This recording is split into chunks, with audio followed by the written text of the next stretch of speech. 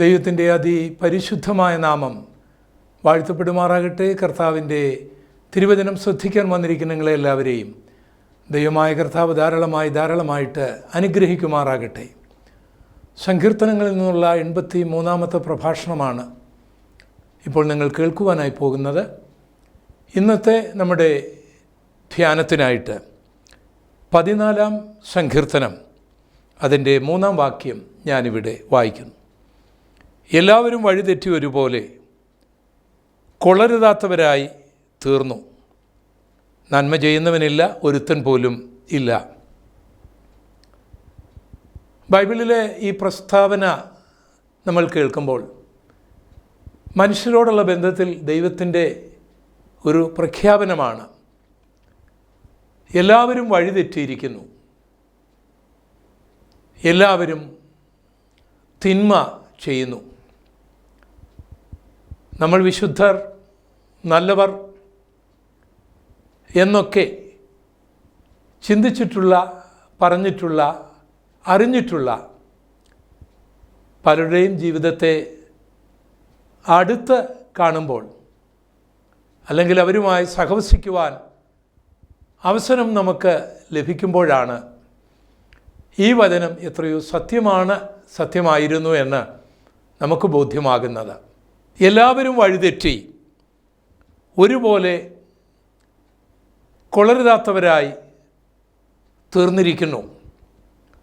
നിശ്ചയമായിട്ടും മനുഷ്യനിൽ നന്മകളുണ്ട്, നന്മയുടെ വശങ്ങളുണ്ട്, നന്മ പ്രവൃത്തികളുണ്ട്, നേരായ പാതകളുണ്ട്. അവയൊക്കെ നമ്മൾ അംഗീകരിക്കുന്നു, അഭിനന്ദിക്കുന്നു. അപ്പോൾ തന്നെ മനുഷ്യനാണോ വഴിതെറ്റിയ ജീവിതം അവരുടെ രഹസ്യ ജീവിതത്തിലുണ്ടാകും. ശരിയല്ലാത്ത കാര്യങ്ങൾ, ചെയ്ത കാര്യങ്ങൾ മനുഷ്യരുടെ ജീവിതത്തിലുണ്ടാകും. അവരുടെ ബുദ്ധി കൊണ്ടും ജ്ഞാനം കൊണ്ടും പലതും നമുക്ക് കാണുവാൻ കഴിയാതെ വണ്ണം മറച്ചു വെച്ചതുകൊണ്ടാണ് പലരും നല്ലവരാണ് എന്ന് നമുക്ക് തോന്നുന്നത്. വഴിതെറ്റുക എന്ന് പറയുന്നത് അപകടം പിടിച്ചൊരു കാര്യമാണ്. അത് നമ്മളെ ലക്ഷ്യസ്ഥാനത്ത് എത്തിക്കുകയില്ല. തെറ്റായ വഴിയുടെ അന്ത്യം നാശമായിരിക്കും, ദുഃഖമായിരിക്കും, വേദനയായിരിക്കും, തകർച്ചയായിരിക്കും എന്നുള്ളതിൽ യാതൊരു സംശയവുമില്ല. വേദപുസ്തകത്തിലുടനീളം നമ്മൾ പരിശോധിക്കുകയാണെങ്കിൽ വഴിതെറ്റിയ അനേകരെ നമുക്ക് കാണുവാനായി കഴിയും. അവരിൽ ചിലരൊക്കെ മടങ്ങി വരികയും ദൈവം അവരെ അനുഗ്രഹിക്കുകയും ഉയർത്തുകയും ചെയ്യുന്നത് നമുക്ക് കാണുവാനായി കഴിയും. നീതിമാൻ ആരുമില്ല, ഒരുത്തൻ പോലുമില്ല എന്നാണ് ബൈബിൾ പറയുന്നത്. അതുകൊണ്ട് സ്വയം നീതിമാന്മാരാകാതെ കുറവുകളും കുറ്റങ്ങളും തെറ്റുകളുമൊക്കെ സമ്മതിക്കാൻ കഴിഞ്ഞാൽ നമുക്ക് അനുഗ്രഹം പ്രാപിക്കുവാനായിട്ട് കഴിയും. നമ്മുടെ വാഴ്ത്തപ്പെട്ടവനായ കർത്താവ് പറഞ്ഞത്, ഞാൻ നീതിമാന്മാരെ രക്ഷിക്കുവാനല്ല, പാപികളെ രക്ഷിക്കുവാനാണ് വന്നതെന്നാണ് നമ്മുടെ കർത്താവ് പറഞ്ഞത്. ആദമിൻ്റെയും ഹവ്വയുടെയും ജീവിതം നമ്മൾ പഠിക്കുമ്പോൾ അവർ നിഷ്പാപ യുഗത്തിലായിരുന്നു. എന്ന് പറഞ്ഞാൽ പാപമൊന്നുമില്ലാതിരുന്ന ഒരു കാലഘട്ടത്തിൽ, പാപത്തിൻ്റെ ഒരു അംശം പോലും അവരുടെ മനസ്സിലും ശരീരത്തിലും ഇല്ലാതിരുന്ന ഒരു കാലഘട്ടത്തിൽ സാത്താൻ വളരെ വിദഗ്ധമായിട്ട് കാണുവാൻ ഭംഗിയുള്ളതാണ്, തിന്മാൻ രുചിയുള്ളതാണ്, ജ്ഞാനം പ്രാപിപ്പാൻ കാമ്യമുള്ളതാണ് എന്ന് പറഞ്ഞുകൊണ്ട്, ഉപദേശിച്ചുകൊണ്ട് ദൈവത്തിൻ്റെ കൽപ്പനയെ ലംഘിക്കുവാൻ അവരെ പ്രേരിപ്പിക്കുകയാണ്.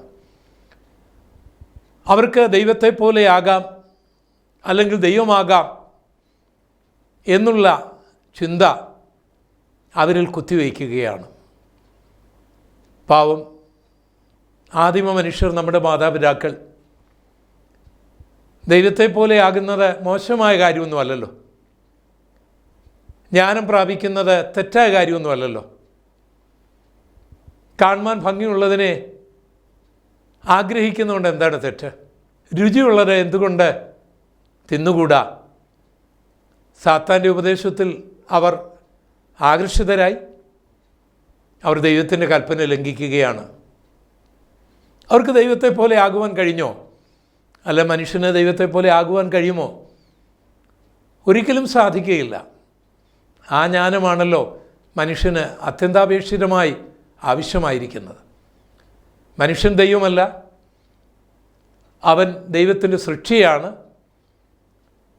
മനുഷ്യന് ദൈവമാകുവാൻ കഴിയുകയില്ല, സൃഷ്ടിക്ക് സൃഷ്ടിതാവാകാൻ കഴിയുകയില്ല എന്നുള്ള അസാമാന്യ ബോധം, സാമാന്യ ജ്ഞാനം ആദമിന് നഷ്ടപ്പെടുത്തത്തക്ക നിലയിൽ സാത്താൻ തൻ്റെ വഞ്ചനകൾ എല്ലാം ഉപയോഗിച്ചു. അവർ വഴിതെറ്റിപ്പോയതായി നമ്മൾ കാണുന്നു. ആ വിലക്കപ്പെട്ട കനി ഭക്ഷിച്ചതുകൊണ്ട് അവർക്ക് രുചിയുണ്ടായി എന്നൊന്നും അവർ പറയുന്നില്ല. ജ്ഞാനം പ്രാപിച്ചുവെന്നും അവർ പറയുന്നില്ല.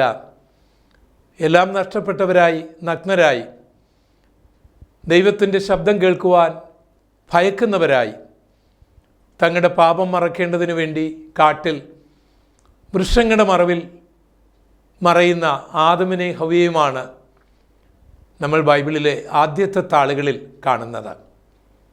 അത് ബൈബിളിലെ വചനങ്ങൾ എത്രയോ സത്യമാണ്. പിന്നീട് ബൈബിൾ കഥാപാത്രങ്ങളെ നമ്മൾ പഠിക്കുമ്പോൾ അവരിൽ ശ്രദ്ധേയനായ ഒരാളായിരുന്നു നോഹ. പാപം നിറഞ്ഞ ഒരു ലോകത്തിൽ ദൈവത്തിൻ്റെ ശബ്ദം കേൾക്കാനും ദൈവത്തെ അനുസരിക്കാനും ദൈവത്തിൻ്റെ ഇഷ്ടം ചെയ്യാനുമൊക്കെ ഇറങ്ങിത്തിരിച്ച ഒരു മഹാൻ.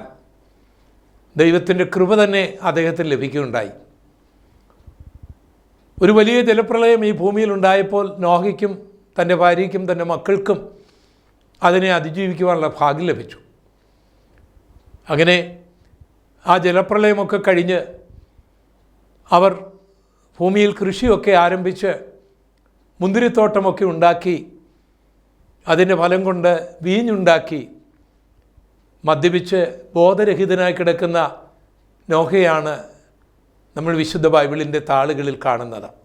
ഒരിക്കലും പാടില്ലാത്ത കാര്യങ്ങൾ ആ ഭക്തനായ മനുഷ്യൻ ചെയ്തിരിക്കുകയാണ്.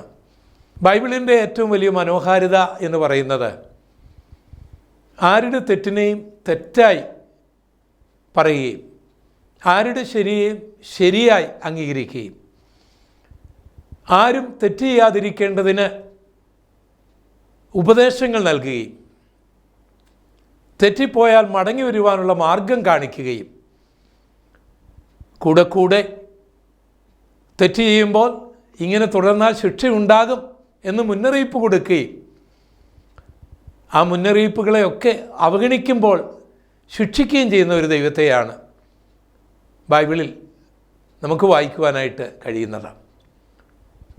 ബൈബിളിൽ നമ്മൾ കാണുന്ന മറ്റൊരു വ്യക്തിയാണ് ദാവീദ്. ദാവീദ് ദൈവത്തിൻ്റെ ഹൃദയപ്രകാരമുള്ള മനുഷ്യൻ എന്നാണ് ബൈബിളിൽ രേഖപ്പെടുത്തിയിരിക്കുന്നത്. ദൈവത്തിന് വേണ്ടി അനേക കീർത്തനങ്ങൾ രചിച്ച ഇസ്രായേലിൻ്റെ മധുര ഗായകനായിരുന്നു അദ്ദേഹം. ലോകം കണ്ടിട്ടുള്ളതിൽ ഏറ്റവും വലിയ പ്രവാചകന്മാരിൽ ഒരാളായിരുന്ന ശൗമേലാണ് ദൈവത്താൽ നിയുക്തനായി ദാവീദിനെ രാജാവായിട്ട് അഭിഷേകം ചെയ്യുന്നത്. പക്ഷേ ആ ദാവീദ് ഒരു പട്ടാളക്കാരൻ്റെ ഭാര്യയുമായിട്ട് അവിഹിത ബന്ധം പുലർത്തുകയും ആ പാപം മറച്ചു വെക്കേണ്ടതിന് ഊരിയാവിനെ കൊല്ലുകയും ഒക്കെ ചെയ്യുന്ന നീചമായ കാര്യങ്ങളും ബൈബിളിൽ രേഖപ്പെടുത്തിയിട്ടുണ്ട്. ദാവീദ് ചെയ്ത എല്ലാ നല്ല കാര്യങ്ങളെയും അംഗീകരിക്കുകയും അഭിനന്ദിക്കുകയും അനുഗ്രഹിക്കുകയും ചെയ്യുന്നതോടൊപ്പം ദാവീദ് ചെയ്ത തെറ്റുകളെ ചിത്രീകരിക്കുകയും അത് തെറ്റാണെന്ന് തന്നെ ഓർമ്മിപ്പിക്കുകയും അതിനുള്ള ശിക്ഷ തനിക്ക് കൊടുക്കുകയും ചെയ്യുന്ന ഒരു ദൈവത്തെയാണ് നമ്മൾ ബൈബിളിൽ വായിക്കുന്നത്. അതെ, 14-ാം സങ്കീർത്തനത്തിൻ്റെ 3-ാം വാക്യത്തിൽ എഴുതിയിരിക്കുന്ന പോലെ എല്ലാവരും വഴിതെറ്റി ഒരുപോലെ കൊള്ളരുതാത്തവരായി തീർന്നിരിക്കുന്നു. ആ സത്യം അംഗീകരിക്കുമ്പോഴാണ് നാം വഴിതെറ്റിയിരിക്കുന്നുവെന്നും തെറ്റായ കാര്യങ്ങൾ ചെയ്തിരിക്കുന്നുവെന്നും ബോധ്യമാകുകയുള്ളൂ. എങ്കിൽ മാത്രമേ ശരിയായ പാതയിലേക്ക് നമുക്ക് വരുവാനായിട്ട് കഴിയുകയുള്ളൂ. പുതിയ നിയമത്തിലേക്ക് നമ്മൾ വരുമ്പോൾ കർത്താവ് തിരഞ്ഞെടുത്ത ഒരു അപ്പോസ്തലനായിരുന്നല്ലോ യൂദ. കർത്താവിനോടൊപ്പം നടന്നവൻ, കർത്താവിൽ നിന്ന് അനുഗ്രഹം പ്രാപിച്ചവൻ, കർത്താവ് തിരഞ്ഞെടുത്തവൻ. പക്ഷേ ദ്രവ്യാഗ്രഹം അദ്ദേഹത്തിൽ കടന്നുകൂടി. യേശുവിനോടുകൂടി ആയിരിക്കുമ്പോൾ തന്നെ, ശിഷ്യന്മാരോടൊപ്പം ആയിരിക്കുമ്പോൾ തന്നെ പണം മോഷ്ടിക്കുമായിരുന്നു. പിന്നീടത് തൻ്റെ ഗുരുവിനെ പോലും ഒറ്റിക്കൊടുക്കുന്ന ഒരു ദ്രവ്യാഗ്രഹിയായിട്ട് താൻ അധപ്പതിച്ച ചരിത്രവും ബൈബിൾ രേഖപ്പെടുത്തിയിട്ടുണ്ട്. അതുകൊണ്ട് കർത്താവ് വിളിച്ചു അല്ലെങ്കിൽ അപ്പോസ്തലനാണ് എന്ന കാരണത്താൽ ദ്രവ്യാഗ്രഹം ഉണ്ടാകണം എന്നില്ല. ദ്രവ്യാഗ്രഹം ഉണ്ടാകാതിരിക്കണമെന്നുമില്ല. പക്ഷേ ദ്രവ്യാഗ്രഹത്തിൻ്റെ ഉരാക്കുടുക്കിൽ നമ്മൾ പെട്ടുകഴിഞ്ഞാൽ അത് നമ്മുടെ ഗുരുവിനെ തള്ളിപ്പറയുന്ന അവസ്ഥയിലേക്ക് നമ്മൾ എത്തിക്കുമെന്നുള്ള കാര്യം മറക്കരുത്. ബൈബിൾ നമ്മൾ പഠിച്ചാൽ കൊലപാതകന്മാരും വ്യഭിചാരികളുമൊക്കെ മടങ്ങി വന്നിട്ടുണ്ട്. എന്നാൽ ദ്രവ്യാഗ്രഹികൾ മടങ്ങി വന്നതായിട്ട് നമുക്ക് കാണുവാനായി കഴിയുകയില്ല. കാരണം അവർ വഴിതെറ്റിയിരിക്കുന്നു. കൊള്ളരുതാത്ത കാര്യമാണ് തങ്ങൾ ചെയ്യുന്നെന്നുള്ള ബോധ്യം പോലും അവരിൽ നഷ്ടപ്പെട്ടിട്ട് അവരുടെ ഹൃദയം കഠിനമായി പോകുമെന്നുള്ളതാണ് ബൈബിൾ നമ്മൾ പഠിക്കുമ്പോൾ കാണുന്ന സത്യം. യേശുക്രിസ്തുവിൻ്റെ അപ്പോസ്തലന്മാരിൽ ഭക്തനായ ശ്രേഷ്ഠനായ ഒരാളായിരുന്നു അപ്പോസ്തലനായ പത്രോസ്. സ്വർഗീയ ദർശനങ്ങളൊക്കെ അദ്ദേഹം കാണുന്നുണ്ട്. ദൈവമാണ് ആ സ്വർഗീയ ദർശനങ്ങൾ തന്നെ കാണിച്ചതെന്ന് കർത്താവ് തന്നെ സാക്ഷ്യപ്പെടുത്തുന്നുണ്ട്. സ്വർഗരാജ്യത്തിൻ്റെ താക്കോലൊക്കെ അദ്ദേഹത്തിന് ഫിലിപ്പിൻ്റെ കൈസരിയിൽ വെച്ച് നമ്മുടെ വാഴ്ത്തപ്പെട്ടവനായ കർത്താവ് കൊടുക്കുന്നുണ്ട്. പക്ഷെങ്കിൽ ഈ പത്രോസ് യേശു കർത്താവിനെ 3 പ്രാവശ്യം തള്ളിപ്പറയുന്നത്, പ്രാഗി ആണയിട്ട് തള്ളിപ്പറയുന്നത് ബൈബിളിൽ രേഖപ്പെടുത്തിയിട്ടുണ്ട്. അതെ, സങ്കീർത്തനം 14 നമ്മൾ വായിക്കുന്ന പോലെ എല്ലാവരും വഴിതെറ്റി കൊള്ളരുതാത്തവരായി തീർന്നിരിക്കുന്നു. പ്രവാചകനാണെങ്കിലും അപ്പോസ്തലനാണെങ്കിലും ആരാണെങ്കിലും. പക്ഷെ നമുക്കുള്ള കുഴപ്പം മറ്റുള്ളവരുടെ തെറ്റുകളെ കാണുവാനാണ് നമുക്കുത്സാഹം. അത് പറയുവാനും പ്രസംഗിക്കുവാനും എഴുതുവാനുമൊക്കെ നമുക്കെത്ര ഉത്സാഹമാണ്. നമ്മുടെ തെറ്റുകളെയും നമ്മുടെ കുറ്റങ്ങളെയും കാണുവാനും അതിനെ തിരുത്തുവാനും കഴിഞ്ഞില്ലെങ്കിൽ നമുക്ക് അനുഗ്രഹിക്കപ്പെടുവാൻ സാധിക്കുകയില്ല. നമ്മളിലും കുറവുകളുണ്ട്, നമ്മളിലും കുറ്റങ്ങളുണ്ട് എന്നുള്ള സത്യം നമ്മൾ അംഗീകരിച്ചേ മതിയാകൂ. പാപം എന്ന് പറഞ്ഞാൽ വഴിതെറ്റുക, ഹമാർട്ടിയ, ലക്ഷ്യം തെറ്റുക എന്നൊക്കെയുള്ളൂ അതിൻ്റെ അർത്ഥം. 2 പാതകളെക്കുറിച്ച് കർത്താവ് പറയുന്നുണ്ട്. നാശത്തിൻ്റെ പാതയും ജീവൻ്റെ പാതയും. നാശത്തിൻ്റെ പാത വളരെ വിശാലമായ പാതയാണ്. പക്ഷേ ജീവൻ്റെ പാത വളരെ ഇടുക്കമുള്ളതാണ്, അത് വളരെ ഞെരുക്കമുള്ളതാണ്. അത് വളരെ അപൂർവം പേരാണ് കണ്ടെത്തുന്നത്. അതിലൂടെ യാത്ര ചെയ്യുവാൻ അധികം പേർ താല്പര്യപ്പെടാറില്ല. അപ്പോസ്തലനാണെങ്കിലും ദ്രവ്യാഗ്രഹിയാണെങ്കിൽ നാശത്തിൻ്റെ പാതയിലായിരിക്കും യാത്ര ചെയ്യുന്നത്. അത് ഗ്രഹിച്ചില്ലെങ്കിൽ അവസാന നാശത്തിലെത്തും. സങ്കീർത്തനം എഴുതുന്ന ദാവീദാണെങ്കിലും ദൈവത്തിൻ്റെ ഹൃദയപ്രകാരമുള്ള വ്യക്തിയാണ് ദാവീദെന്ന് സാക്ഷ്യം പ്രാപിച്ചവനാണെങ്കിലും, ഒരിക്കൽ അഭിഷേകം പ്രാപിച്ച വ്യക്തിയാണെങ്കിലും, അന്യജഡത്തെ മോഹിച്ച് പാപം ചെയ്യുന്ന വ്യക്തിയാണെങ്കിൽ ആ വ്യക്തി നാശത്തിൻ്റെ പാതയിലൂടെയാണ് യാത്ര ചെയ്യുന്നത്. അവസാനം നരകത്തിലെത്തുമെന്നുള്ള കാര്യത്തിൽ യാതൊരു സംശയവും വേണ്ട. പെട്ടകം പണിതയാളാണെങ്കിലും, കൃപ ലഭിച്ചയാളാണെങ്കിലും, ജലപ്രളയത്തിൽ നിന്ന് രക്ഷപ്പെട്ടയാളാണെങ്കിലും അതെല്ലാം മറന്ന് മദ്യപാനത്തിൻ്റെ വഴിയിലാണെങ്കിൽ ഇപ്പോൾ യാത്ര ചെയ്യുന്നത് നാശത്തിൻ്റെ പാതയിലാണ് എന്നറിഞ്ഞിരിക്കണം. ദൈവരാജ്യത്തിൻ്റെ താക്കോൽ കയ്യിലുണ്ടെങ്കിലും, അത് കർത്താവ് നൽകിയതാണെങ്കിലും, സ്വർഗീയ ദർശനങ്ങളൊക്കെ കാണുന്ന വ്യക്തിയാണെങ്കിലും, ഭീരുവാണെങ്കിൽ, കർത്താവിനെ തള്ളിപ്പറയുന്ന വ്യക്തിയാണെങ്കിൽ ആ പാത നാശത്തിൻ്റെ പാതയാണെന്നുള്ള കാര്യം മറക്കരുത്. ആ പാതയിലൂടെ യാത്ര ചെയ്താൽ നിത്യതയിൽ എത്തിച്ചേരുകയില്ല. അതുകൊണ്ടാണ് കർത്താവ് പറഞ്ഞത്, എന്നോട് കർത്താവേ കർത്താവേ എന്ന് പറയുന്ന ഏവനുമല്ല, പിതാവിൻ്റെ ഇഷ്ടം ചെയ്യുന്നവനാണ് സ്വർഗരാജ്യത്തിൽ കടക്കുന്നത്.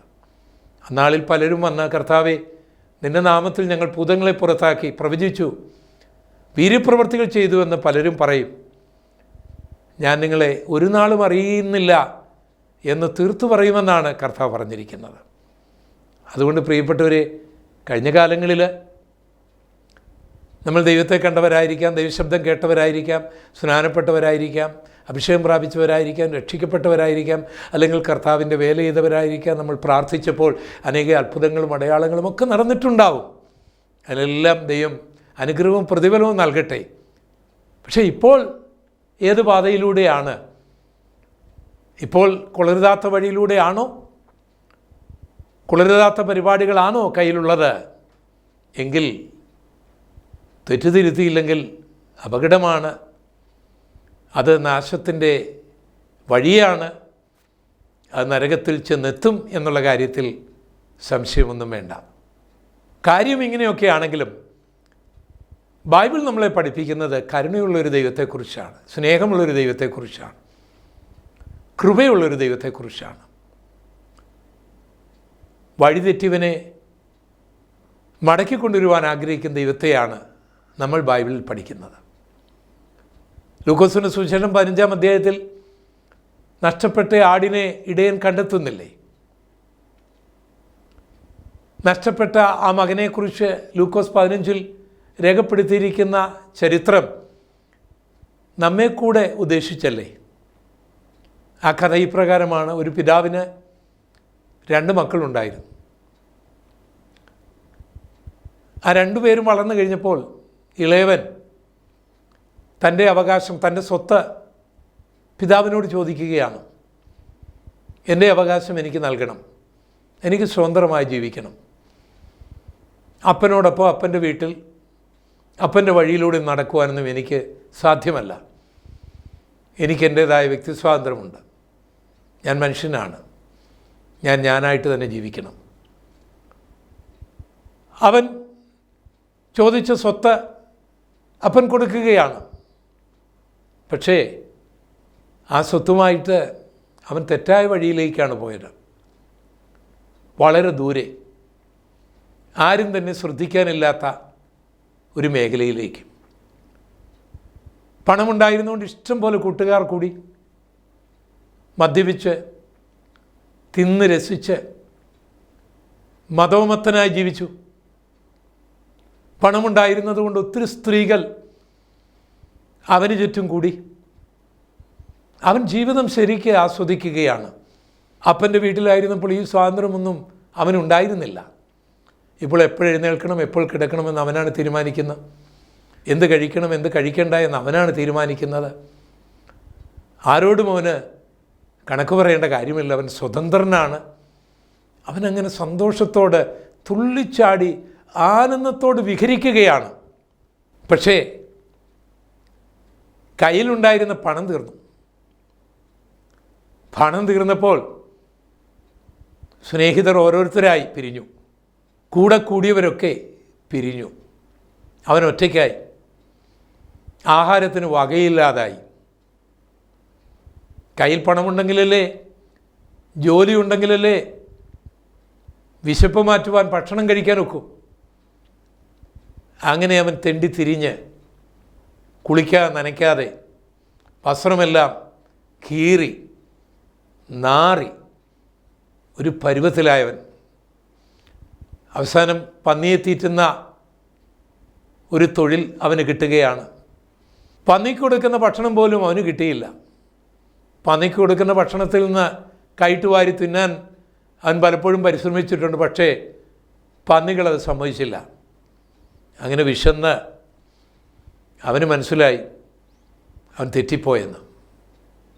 അവൻ കൊള്ളരുതാത്ത കാര്യമാണ് ചെയ്തതെന്ന്, അവൻ വഴിതെറ്റിപ്പോയി എന്നവന് ബോധ്യമായി. ഇനി ഈ യാത്ര പോയാൽ തകർന്നു പോകും എന്നവന് മനസ്സിലായി. അവന് സുബോധം വന്നു. അവനവൻ്റെ മനസ്സിൽ തീരുമാനിക്കുകയാണ്, ഞാൻ എഴുന്നേറ്റ് മടങ്ങിപ്പോകും. അപ്പൻ്റെ അടുക്കലേക്ക് ചെല്ലും. ദൈവത്തോട് പാപം ചെയ്ത കാര്യം ഞാൻ ദൈവത്തോട് പറയും. അപ്പനോട് പാപം ചെയ്ത കാര്യം അപ്പനോടും പറയും എന്ന് പറഞ്ഞിട്ട് അവൻ മാനസാന്തരത്തിൻ്റെ വഴിയിലൂടെ നടന്നു ചെന്നപ്പോൾ അവൻ്റെ അപ്പൻ ഓടി വന്ന് അവനെ കെട്ടിപ്പിടിച്ച് ചുംബിക്കുകയും അവന് കീറിയ വസ്ത്രമൊക്കെ മാറ്റി അവനെ ഒരു മകനായിട്ട് അംഗീകരിച്ച് ആ വീട് ആനന്ദപൂർണമായി തീരുന്നത് യേശു കർത്താവ് ഒരു കഥയിലൂടെ പഠിപ്പിക്കുന്നത് ലൂക്കോസിൻ്റെ സുവിശേഷം 15 നമ്മൾ വായിക്കുന്നുണ്ട്. പ്രിയപ്പെട്ടവരെ, ഇതുപോലെ ദൈവത്തിൽ നിന്ന് അകന്ന് താൽക്കാലിക നേട്ടങ്ങൾക്ക് വേണ്ടി ഓടി എല്ലാം നഷ്ടപ്പെട്ടൊരു വ്യക്തിയാണോ നിങ്ങൾ? ഇനിയൊരു ജീവിതം എനിക്കുണ്ടാകുകയില്ല, തകർന്നുപോയി, നശിച്ചുപോയി എന്നൊന്നും ചിന്തിക്കേണ്ട. മാനസാന്തരപ്പെടാൻ തയ്യാറായാൽ, മടങ്ങി വരാൻ തയ്യാറായാൽ, കുറ്റം സമ്മതിക്കാൻ തയ്യാറായാൽ സ്വീകരിക്കുന്ന ഒരു പിതാവ് നമുക്കുണ്ട്. കാൺമീൻ, നാം ദൈവമക്കളെന്ന് വിളിക്കപ്പെടുവാൻ പിതാവ് എത്ര വലിയ സ്നേഹമാണ് നൽകിയത്.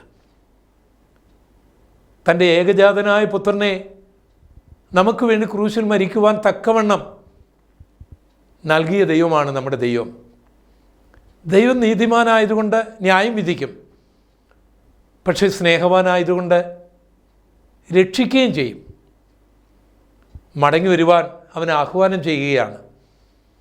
ഇനി ഈ നിലയിൽ മുൻപോട്ട് പോകരുത്. യഥാർത്ഥ സ്നേഹം മദ്യം നൽകുകയില്ല, പണം നൽകുകയില്ല.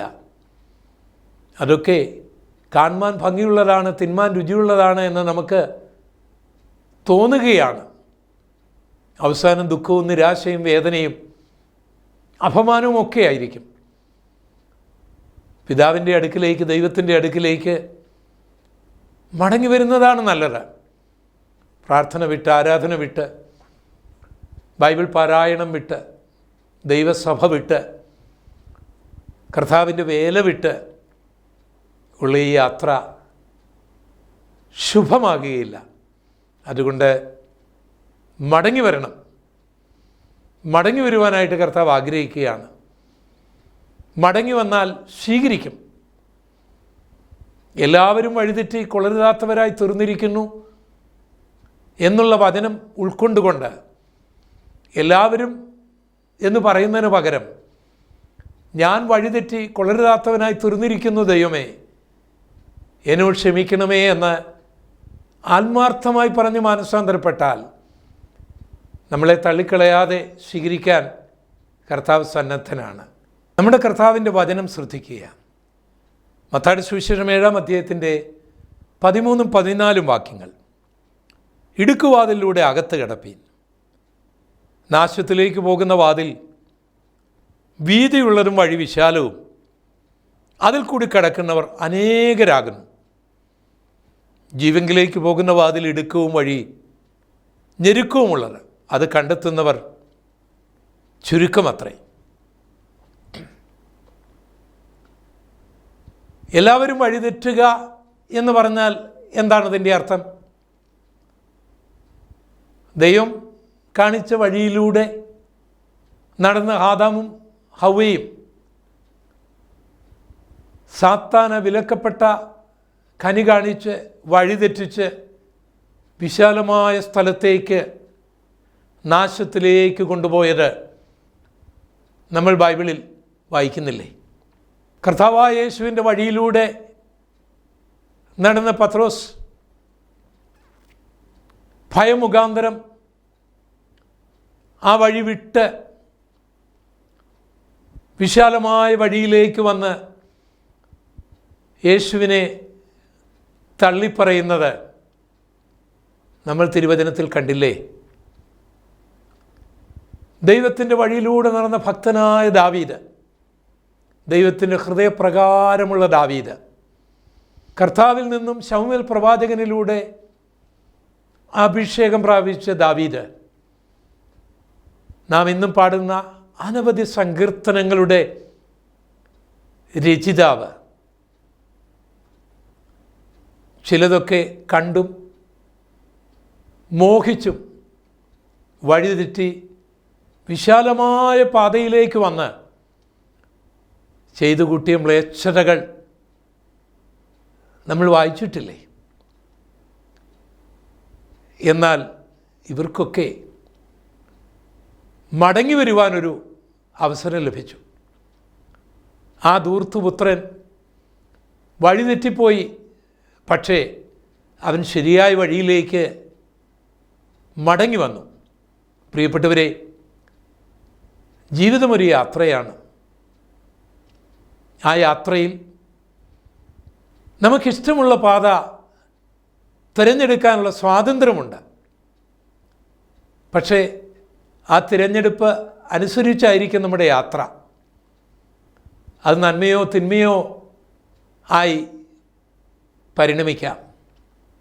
എന്നാൽ മരണം മനുഷ്യ ജീവിതത്തിൻ്റെ അന്ത്യമല്ല, അതൊരു തുടക്കം മാത്രമാണ്. ലൂക്കോസിന് സുവിശേഷം 16-ാം അധ്യായത്തിൽ രേഖപ്പെടുത്തിയിരിക്കുന്ന ധനവാൻ വിശാലമായ പാതയിലൂടെ യാത്ര ചെയ്ത് മരിച്ച് യാതനാസ്ഥലത്ത് എന്ന് ഒരു തുള്ളി വെള്ളത്തിന് വേണ്ടി കൊതിക്കുന്നത്, ദാഹിക്കുന്നത്, യാചിക്കുന്നത് നമ്മൾ വായിക്കുന്നില്ലേ? അപ്പോൾ തന്നെ അതേ കഥയിൽ നമ്മുടെ കർത്താവ് പറഞ്ഞ ലാസർ ഇടുക്കമുള്ള ഞെരുക്കമുള്ള ആ വഴിയിലൂടെ യാത്ര ചെയ്ത് മരണം തൻ്റെ അടുക്കൽ വന്നപ്പോൾ മാലാഖമാർ തന്നെ അബ്രഹാമിൻ്റെ മടിയിലേക്ക് കൊണ്ടുപോയതും നമ്മൾ വായിക്കുന്നില്ലേ? പ്രിയ സ്നേഹിത, താങ്കളുടെ സ്വാതന്ത്ര്യത്തിൻ്റെ മേൽ കൈകടത്തുവാൻ ഞാൻ തയ്യാറാകുന്നില്ല. പക്ഷെ ബൈബിൾ പറയുന്നത് ശ്രദ്ധിക്കുക. മരണം മനുഷ്യ ജീവിതത്തിൻ്റെ അന്ത്യമല്ല. അതുകൊണ്ട് വഴിതെറ്റിപ്പോയി എന്ന് തോന്നുന്നെങ്കിൽ, കൊള്ളരുതാത്ത കാര്യങ്ങൾ ചെയ്തു എന്ന് തോന്നുന്നെങ്കിൽ മടങ്ങി വരിക. ഞാൻ തന്നെ വഴിയും സത്യവും ജീവനുമെന്ന് അരുളി ചെയ്ത കർത്താവ് സ്വീകരിക്കുവാൻ കരം നീട്ടി നിൽക്കുകയാണ്. നമുക്ക് പ്രാർത്ഥിക്കാം. സ്നേഹവാനായ ദൈവമേ, എല്ലാവരും വഴിതെറ്റി കൊള്ളരുതാത്തവരായി തീർന്നിരിക്കുന്നു എന്നുള്ള ദൈവത്തിൻ്റെ വചനത്തിന് മുൻപിൽ ഞങ്ങൾ വിനയപ്പെട്ട് തെറ്റ് സമ്മതിച്ച് മടങ്ങി വരുവാനുള്ള ഭാഗ്യം ഞങ്ങൾക്കെല്ലാവർക്കും നൽകുമാറാകണമേ. യേശു കർത്താവിൻ്റെ പരിശുദ്ധമുള്ള നാമത്തിൽ അപേക്ഷിക്കുന്നു. കൃപ തോന്നി കേൾക്കുമാറാകണമേ. ആമേൻ. ഈ വചനങ്ങളാൽ ദൈവം നിങ്ങളെ അനുഗ്രഹിക്കുമാറാകട്ടെ. കർത്താവിൻ്റെ തിരുവചനവുമായി വീണ്ടും നമ്മൾ കാണുന്നതുവരെ കർത്താവിൻ്റെ കൃപ നിങ്ങളോടൊപ്പം ഉണ്ടായിരിക്കുമാറാകട്ടെ. ആമേൻ.